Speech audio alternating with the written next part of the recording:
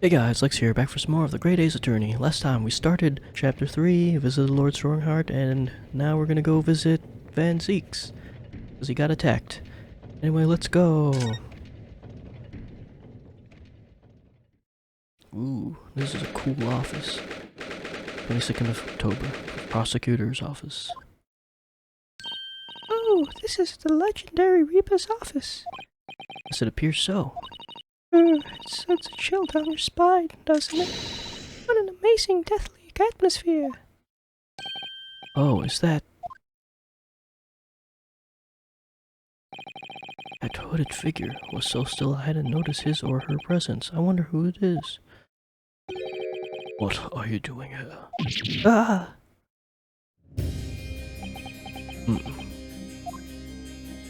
He's as unwelcoming as I thought he'd be. Actually, maybe even more so. Oh, I'm glad to see you're well. I am.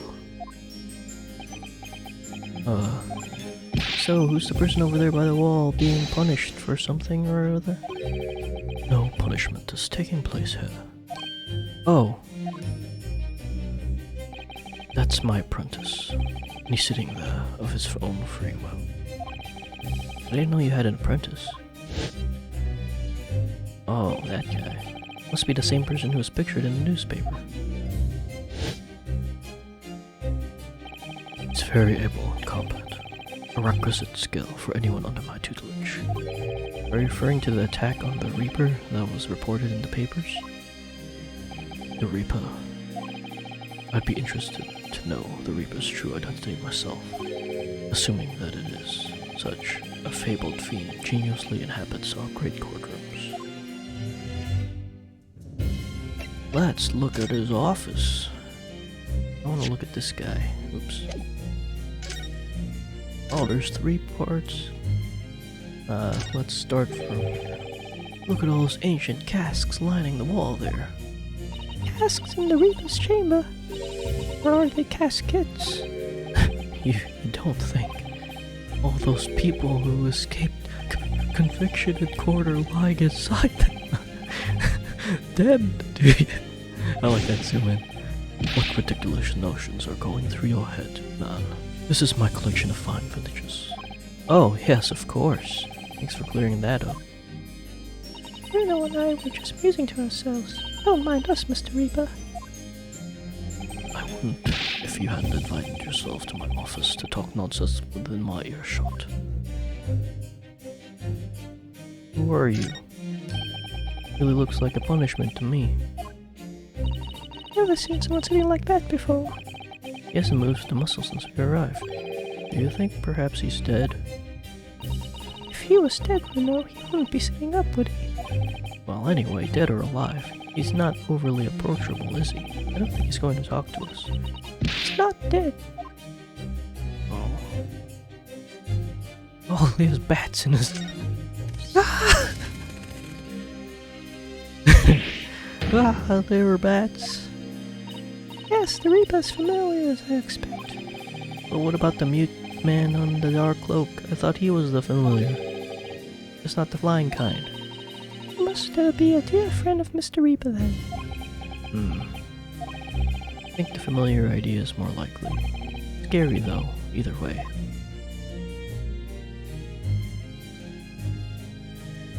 Okay, let's... this way. See what this is. Oh, look! A scale model of the Great Exhibition Showground!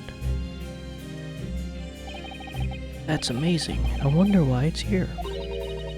Perhaps it's made to take the mind off Santa's being too busy to attend in person. Or perhaps he's too embarrassed to queue up for a ticket. Surely it's obvious that I'm using it as an investigative aid. Ah! You Nipponese have no business in painting others as overly reserved. I really didn't think he'd overhear that.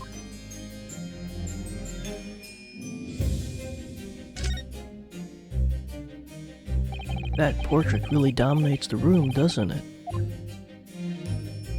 Whoa. It's a very majestic outfit and pose, but sadly, whoever painted it didn't do a very good job capturing Lord Van Zieks' facial features. Yes, you're right. I mean, it's not far off, but the artist has exaggerated the subject's handsomeness, I think. Ah, that reminds me. I heard Emperor Napoleon in France ordered artists to make him look more attractive when they painted him. How vague. That's really not an attractive quality in a person, is it? That portrait does not depict me. Surely that is immediately obvious. Oh, then, who is it? It's your brother? Father? Lord Van Zieks' desk. Look, it's so stylish. And that's a marble chess set beside it. Chess. That's different. That's the Western version of our Japanese shogi game, isn't it? No, I'm actually quite good at shogi problems. Oh, really? You'd probably like chess problems in that case. I'd love to challenge Lord Van Zieks sometime to a bout of shogi problems. Oh, if you only really want to challenge yourself, you always do that on your own at home.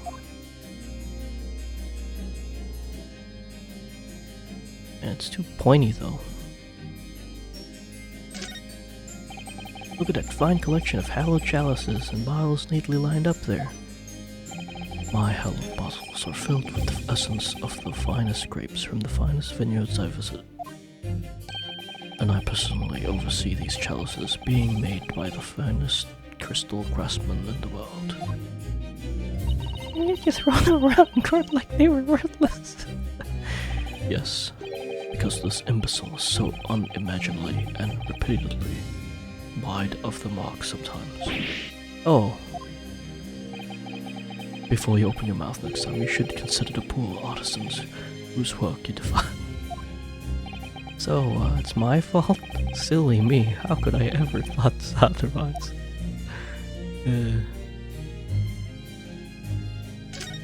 So let's talk.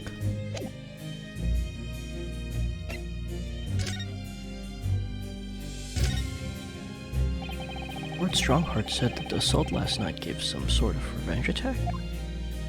True. Carried out by henchmen of Odi Asmon's criminal organization. The investigation meant the assets were imminent. Presumably some hoped to kill me before that happened. Odi Asmon. He's always masqueraded as one of London's most powerful financiers, a global investor. But his enormous wealth came to him by underhanded means via his criminal activities. And he used that money to buy himself a verdict of not guilty when he found himself in court, didn't he? Being prosecuted by you, Mr. Reaper. But the man got his comeuppance in the end. Yesterday, in fact, in extraordinary circumstances. It was a most unusual cause of death. I want to know about that. It was a super high voltage instantaneous kinesis gone wrong. Mr. Asmon died when the demonstration on the public experimentation stage ended in an enormous explosion. Correct. And you think I have some kind of divine ability to cause an accident like that to happen to you? Well, no, that does seem a little far-fetched. If this man really is the fabled Reaper, then he has to be innocent of this particular death at least. Strange how this has worked out, isn't it, Bruno? I mean, with you taking on the Professor's defense for the trial tomorrow. What? You're going to be defending him? Oh yes, that's right. Though I barely know the man's name yet, to be honest. Albert. Albert Hairbrain. That's right. Do you know him by any chance? Of course. He's a contemporary of mine. We were at university together. You're... What?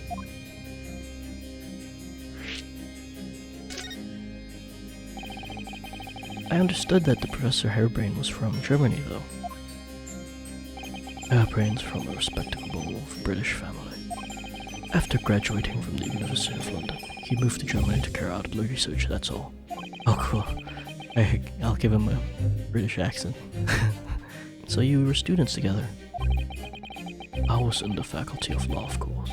He was in science, so our paths rarely crossed. But curiously, we got along. though I've not met him since my university days. I simply didn't expect our next encounter to take this form. And with you, of all people, representing him. Only if I make it out of this office alive. He's actually been charged with murder, it seems. Yes, I know, because the prosecution will be handled by me. By you? What? That's a conflict of interest. But you made it sound as if you and the professor have been friends. We are friends, it's true. And why would you do this?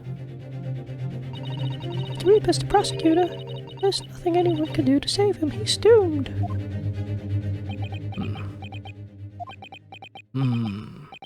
What's Lord Van Zieks thinking? What do you mean by what you said before? If you'd like to know the Reaper's true identity, does that mean I'm a crown prosecutor, and immortal like any other? I'm no demigod. But they've all died, haven't they? The people you've prosecuted.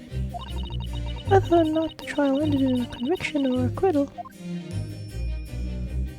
Those I prosecute are the vilest wretches of our society. People who, without question, deserve to be found guilty. The world is a better place without them.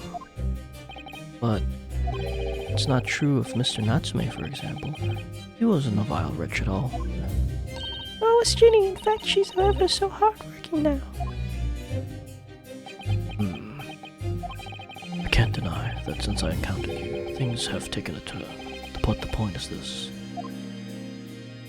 If any of those vile wretches that escaped justice subsequently died in mysterious circumstances, it was at the hands of their own kind.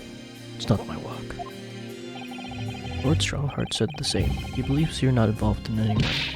But you were attacked by those ruffians because they believe it's true. The fact is, since people started to call me the Reaper of the Valley, the number of serious crimes in the capital has dropped substantially. Oh, it would appear that even the most hardened criminals can be made fearful for their lives. Do you mean to say...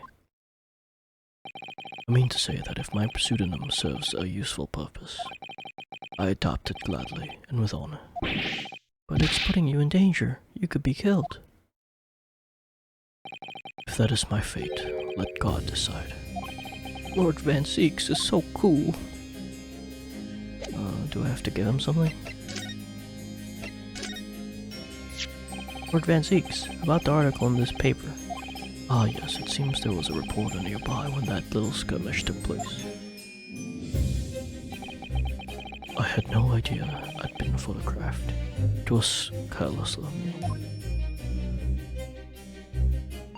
It looks as though it was taken after the people who attacked you had run away, though. Rest assured, the police have already apprehended every last one of them. But there's someone else fighting alongside you, it seems. I think it's the same man who's sitting over there as we speak, isn't it? As I mentioned already, it's my apprentice. Perhaps you could tell a little more about him?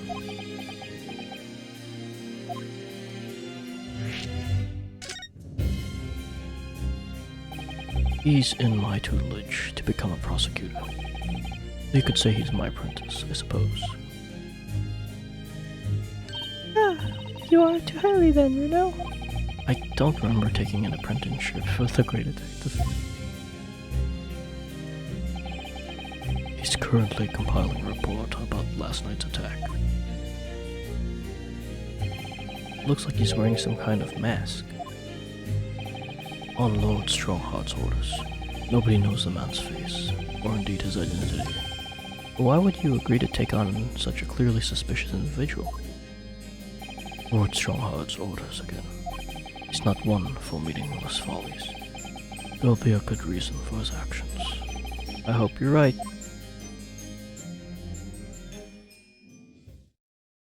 Oh, Mask Man. The task is complete. Good. In that case, you can collate all the briefs. No voice? Hmm? Nice to meet ya.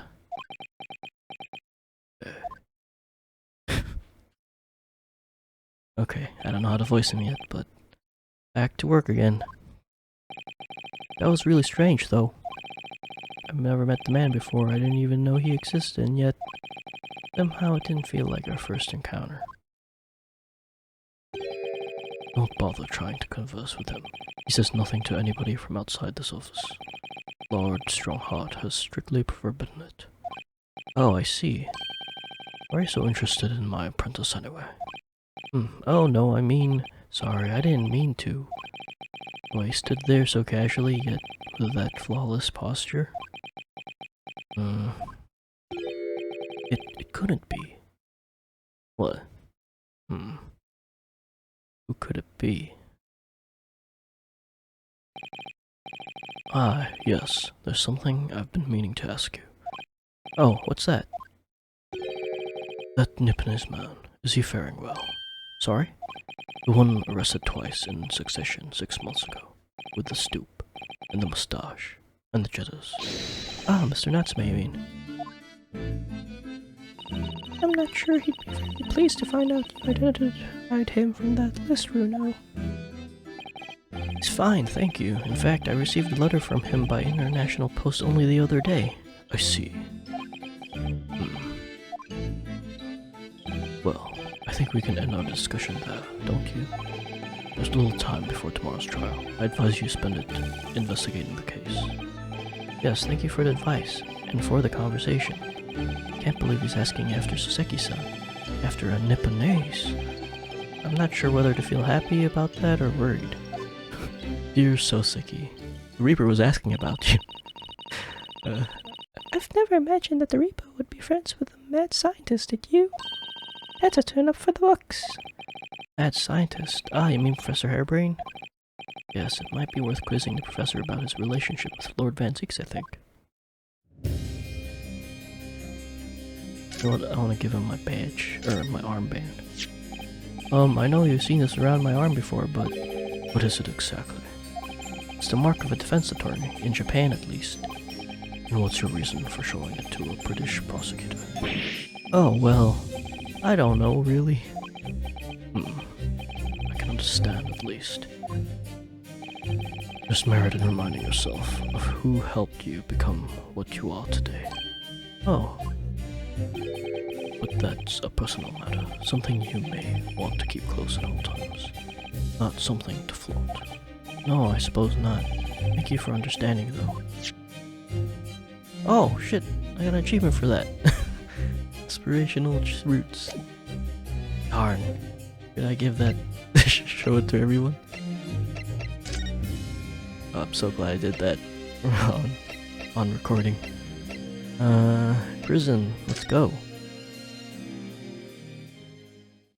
Oh, there he is. 22nd of October. Local prison, cell 11. The warden said cell 11. That's this one. Oh, there's someone curled up in a ball in the back corner, look. What's his name again? Professor Albert Hairbrain, wasn't it? Excuse me, Professor Hairbrain. Huh?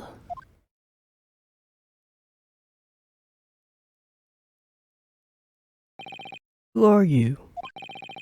I'm Ryan Scarnardo, a lawyer. Lawyer! Ah, was it something I said? A lawyer, you say? Oh, would you be here about an experiment? Are you going to defend my hypothesis? Or hypothesis? Sorry, I don't. Yesterday's demonstration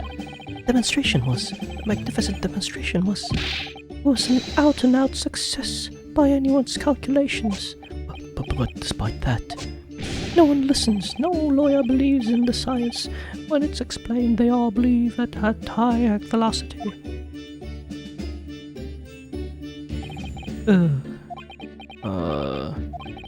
Now's probably not a good time to mention that your zeal made my concentration leave for a while, too.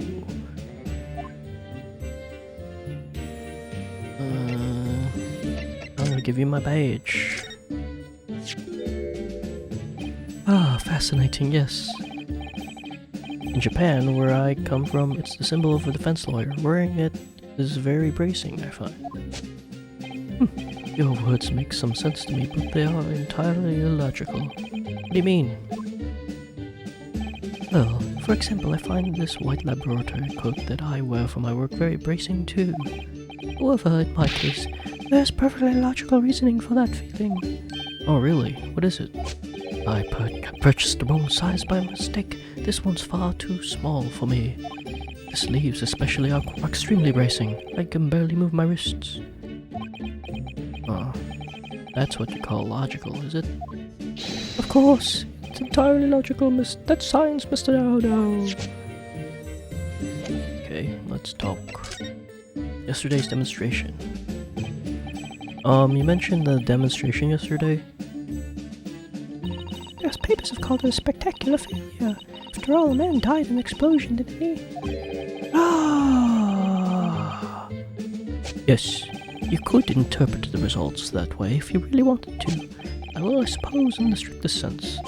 The experiment was a failure, but at the time, it was a great success.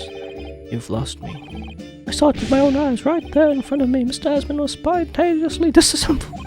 I knew it. Till then, everything was going exactly as my calculation has predicted. At that point, he should have been beamed to the crystal tower by instantaneous kinesis. However, the machine exploded and Mr. Asmund in fact perished. Yes, I can't deny that part of the experiment was a failure. What you're really saying is the large explosion that killed Mr. Asmund was an accident, correct? But the bigwigs had you arrested on suspicion of murder. I was responsible for a man's death. That is the immutable truth here. And for that I wish to be punished at once.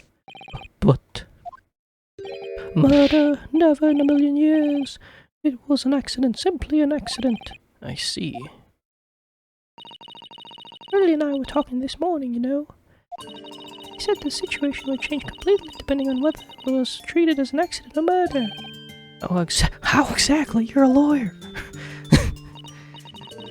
Well, if it really was an accident, then the professor machine would be kept in protective custody. On what grounds?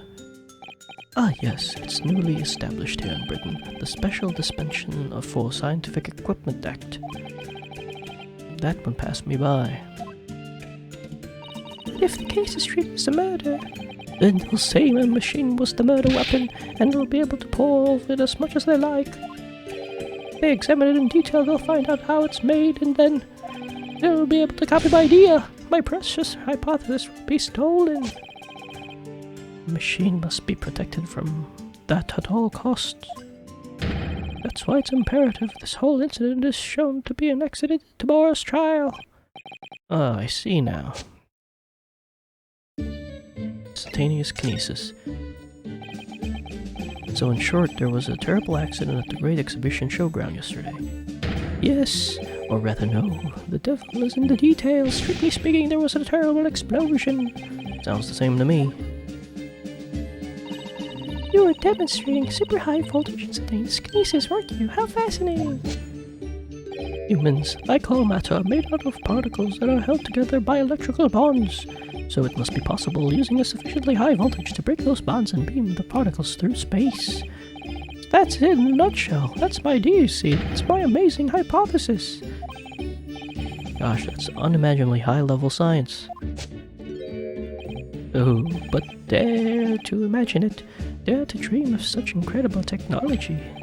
Just think, one moment I could be here in this cell, and the next I could be at the Great Exhibition again. Well, yes, that would be incredible. And the next, in the mere blink of an eye, I could be at the Great Parisian Theatre, say. The possibilities are endless. The whole of our vast planet would be within reach. So no more hiding in wardrobes on rocky seas for 50 days. I don't really see it like that. What do you mean, Iris? Well, if you could travel anywhere in the world instantly, the planet wouldn't really seem vast anymore, would it? I think it would feel like it had shrunk. My word, that's exactly right. What are the implications? What does this mean? Oops, that's got Professor Bunnybrain really worried by the look of it. Clearly, this is yet another case of just because you can doesn't mean you should, I suppose. The point is, my calculations are flawless, the science works, but without a particular demonstration it means nothing. And that's always the fly in the ointment. Because practical demonstrations cost a lot of money. Money that young scientists like you don't have. That's exactly it, yes. Well, he's always complaining about it. He says that the government should invest more in science. Well, anyway, I bumped into him at the right time. I met the well-known investor, Mr. Asman. The victim who died in yesterday's terrible accident, you mean?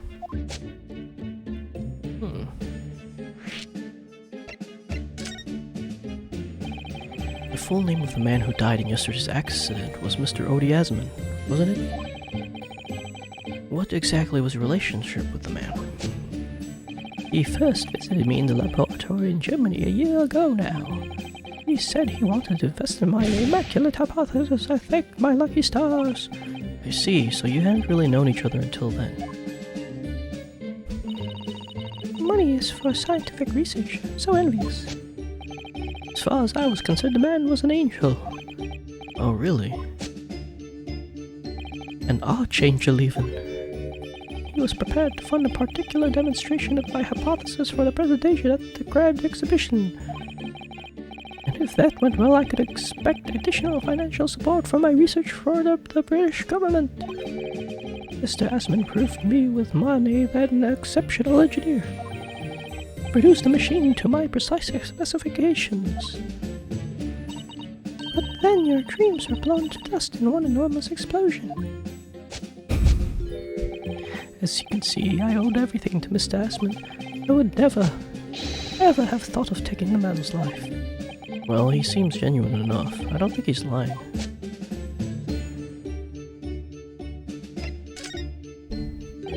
I understand Lord Van Zieks is a friend of yours from your university days. Yes, that's right. He was studying law whilst I was studying science. What was he like back then? A good question. Unassuming, gentlemanly, and all-around nice fellow, really. Oh, sorry, I think you misheard me. Talking about the cold-hearted, merciless prosecutor, Barak Van Zieks. What was he like when he was at your university? Talk about a leading question, you know. As I said, an unassuming and extremely pleasant gentleman. After all, he is the little darling of the Van Zieks family, with all its great aristocratic origins. I didn't realize he had quite such noble blood. Little darling? It was a bit of a shock when I came back to Britain and learned what he'd become. The Reaper of the Bailey, no less. Yes, that's right. I did hear, though, that there was a very big event in his life that completely changed him after graduation. Really? Really? What sort of event?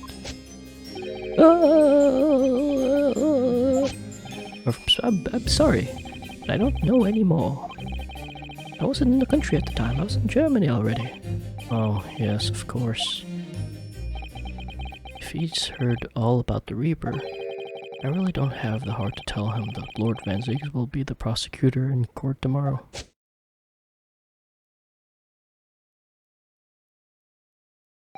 So, Professor, let me just make absolutely sure I've understood you properly. The huge explosion that occurred yesterday, that was an accident, you're saying? You had no intent to harm the victim, who was in fact the sole investor in your work, is that correct? As correct as 2 squared is 4, I swear it. Yes, it's true that the man perished in my machine of my invention. I know that I'm far from blameless in all this, but still, I would never use my discoveries, my inventions, to take a person's life. Not in a centillion years. I'm a man of science, it's all I know. You have to believe me, please. Do you believe me? Do you believe in my hypothesis? Science is the pursuit of truth, you know. I've always believed that all my life. Sure. I'm afraid I don't know much about science, or your theories. But I do believe you, and I will fight to prove your innocence with all my might. I'm a man of the law. It's all I know. You have to believe in me, please. Yeah, 'cause this is my first job in 6 months. Ugh. When I went to live in Germany after I graduated, I learned something very important. Nationality, class, lineage, none of that matters. As long as you try your hardest, you can achieve anything. Thank you for that, Professor. And thank you in advance for defending me tomorrow in the court. All right, Reno. It's time to visit the Great Exhibition. Sorry? Well, that's where the incident happened, isn't it? Yes, I suppose that's true. Time to investigate at last.